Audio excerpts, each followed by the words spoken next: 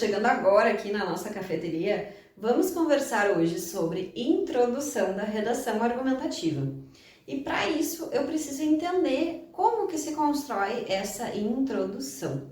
Uma introdução é então a apresentação inicial de uma ideia, de um pensamento. Então cuida que quando você for introduzir algo, não pode estar dando spoiler não para o nosso leitor, né? Senão ele não vai querer continuar te escutando ali através do texto. Então, introduzir é trazer uma ideia inicial, quase como se fosse a ideia da sinopse, certo? Mas, nesse caso aqui, pessoal, a gente precisa entender que existe uma estruturazinha básica lá na construção desse parágrafo. Normalmente é um, tá? Tem gente que escreve em 2 parágrafos, mas costuma ser um parágrafo em torno de 5 linhas, mais ou menos. Lá no início dessa introdução, então a gente tem o que a gente chama de frases de contextualização, que vão então apresentar para o meu leitor de que lugar nós estamos falando, de que tempo a gente está falando, ou a partir de que acontecimento a gente está trazendo esse tema. Então, brevemente, eu apresento quase como se fosse o cenário para esse leitor, né, para que ele possa acompanhar o que eu vou estar trazendo depois de pontos de vista, de temas dentro dessa redação. Então, eu faço nessas primeiras frases da minha introdução uma contextualização.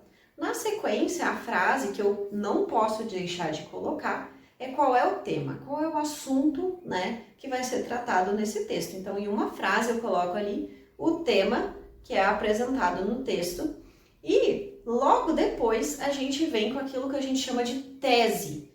Tese vem do grego teses, que significa, então, proposição. Mas proposição do quê? De um ponto de vista. Então, esse finalzinho dessa introdução nada mais é do que eu apresentar de que lado eu estou, né? Estou a favor, estou contra. E lembrando que na hora de eu fazer essa apresentação de que posição eu me coloco, né, para falar sobre esse tema, eu preciso usar da impessoalidade, que são aqueles recursos que a gente já viu na outra aula. Então, para ficar um pouquinho mais claro, eu vou apresentar para vocês agora um texto em que a gente tem essas divisões para poder ver na prática como isso acontece.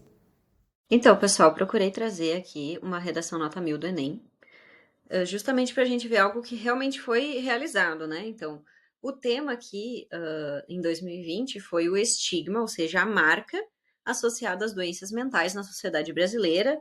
A autora aqui é Júlia Vieira. Eu dividi em 3 partes aqui este parágrafo inicial, com cores diferentes, justamente para a gente perceber onde está a contextualização, no caso em amarelo, em rosa o tema, e em azul a gente tem a tese. Ali a contextualização, ela opta por utilizar um filme para começar falando sobre a questão da saúde mental.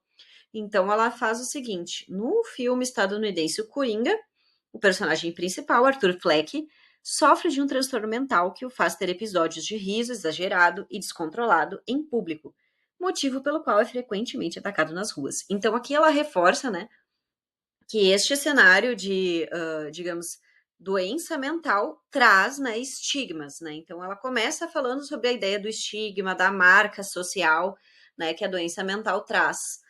E aí, em seguida, ela vai juntar um pouco da contextualização com a temática, em consonância com a realidade de Arthur e está de muitos cidadãos, já que o estigma associado às doenças mentais na sociedade brasileira ainda configura um desafio a ser sanado. Então, vocês podem ver que especificamente ela inclusive traz, né, estigma associado às doenças mentais na sociedade brasileira, que é o tema central, né, desse texto, né? Ela não precisaria trazer exatamente como estava escrito lá no tema, mas ela acabou trazendo dessa forma para deixar bem claro. E na última parte, então, a gente espera que ela traga o ponto de vista dela sobre essa questão, que é a questão das marcas por conta das doenças mentais. Isso ocorre seja pela negligência governamental, ou seja, não está sendo feito nada, né?